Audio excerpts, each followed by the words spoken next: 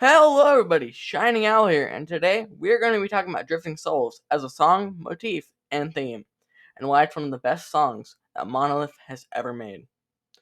Not to mention, it just sounds good. Now, with Drifting Souls, we have to start off with the first one.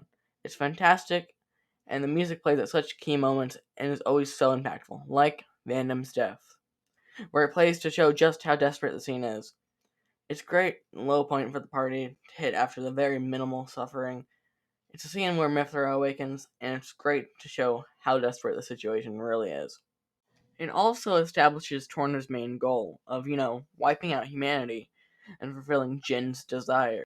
And I would say it's where Xenoblade 2 really takes off. And, well, I don't think me talking about it does it justice, so I'm just gonna let a part of it play here.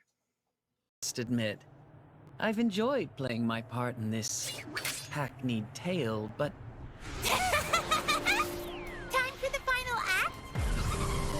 huh? You're bluffing! No! Rex! What? You see, blades draw their power from atmospheric ether energy. They send their power to the crystal where it manifests. But what if we were to interrupt the flow? Shit! Don't look good! Damn! The power's draining out of my weapons! It's no good. I can't transfer power, my lady. Master Pun, Poppy feels funny.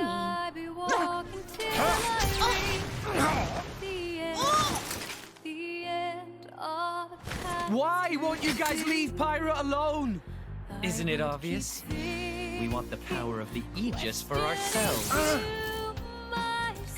It's Jin's desire to erase all of humankind from the world. What?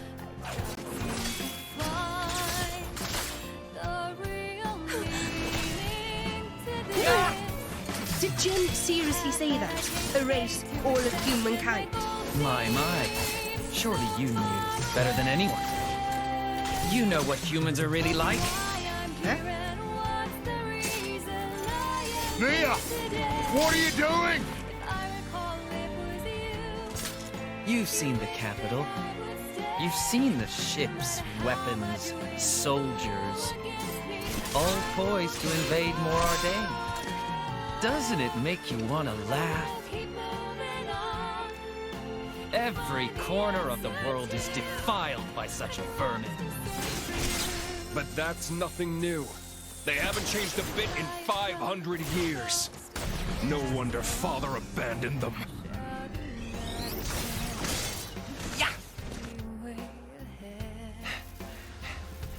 No, the only thing that hasn't changed is you. Father didn't want us to wipe out innocent life. Why did he make us then? Get real. That's what we're for, to descend on the world and eliminate these pests.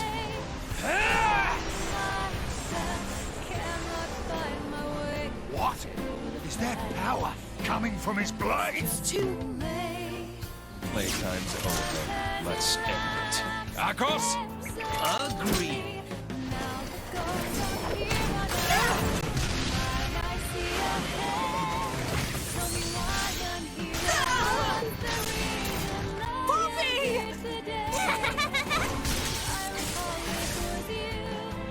How very noble.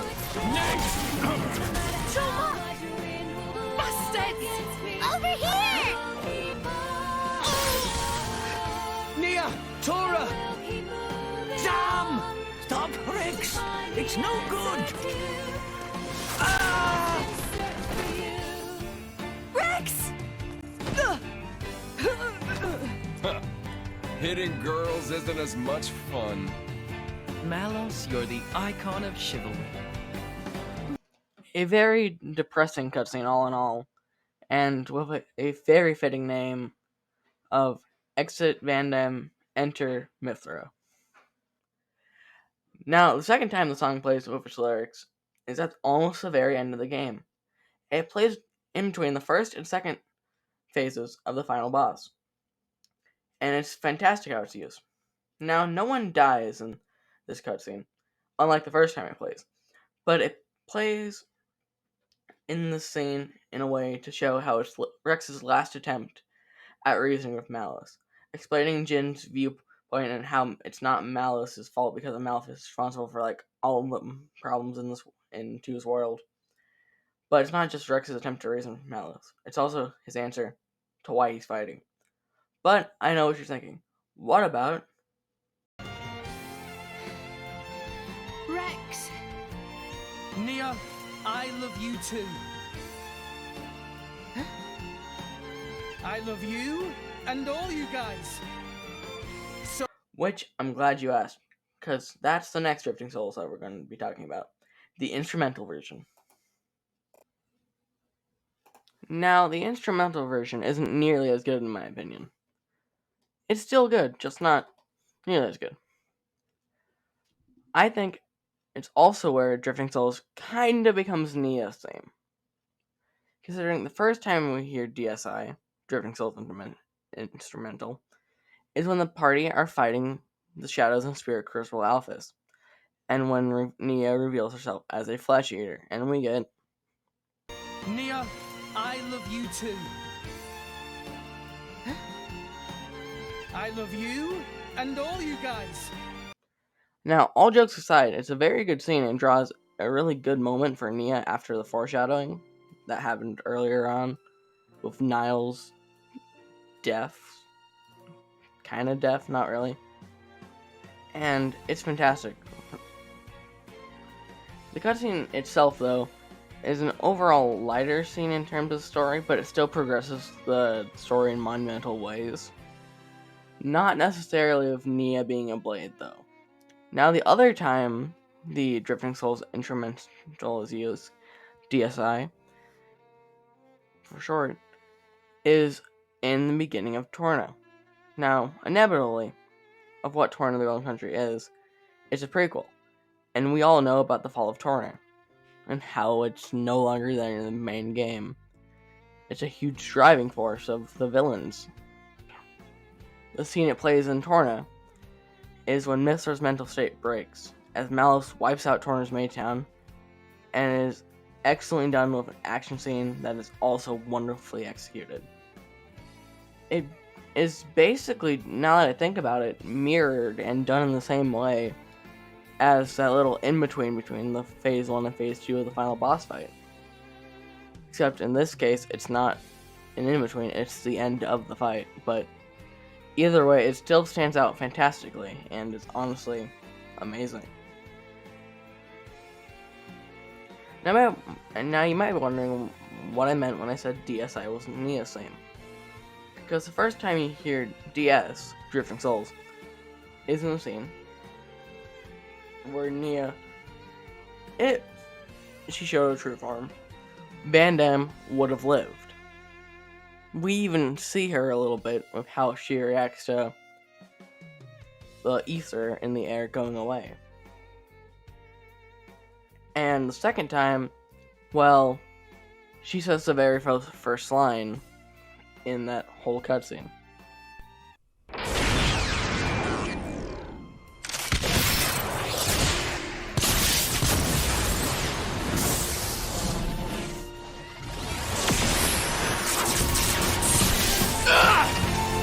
You're not burning anyone today! And to back this up, you have how it's used in Xenoblade 3, which is used beautifully with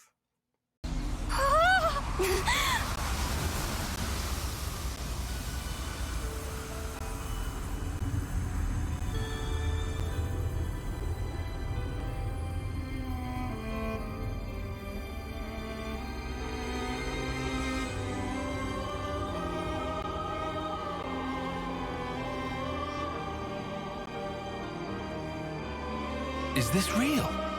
That's the Cloud Keep. Whoa!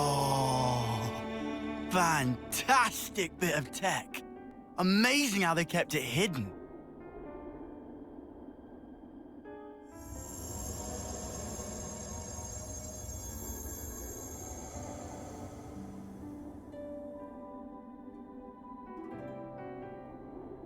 So is this where the Queen's been sleeping then? Yes. Right at the very top. In 2, it was just a theory that it was Nia's theme secretly. But in 3, it's literally called Nia's theme. And I don't really have to say a lot about it. It's great. Shows the impact that Nia has on the plot. And the best Drifting Soul of all of them is yet to come. But the Cloud Keep intro not only fits Nia perfectly, but using Drifting Souls as it always was. As a song that's a mix of hope and failure. And Drifting Souls, used here, is used in the "It's time to finally stop Mobius." And it really fits with the rest of the scene, because when you go inside more, and you do find Nia, you raise her up from her slumber, and then you have to fight Mobius D&P. D&P? D&J. In D&J, well, there's a lot of other story stuff with those two. J in particular. But, again, Drifting Souls being the desperate moment that it always is. Now, about that best Drifting Souls remake I mentioned. That is, well, what I would like to call Drifting Souls Finale.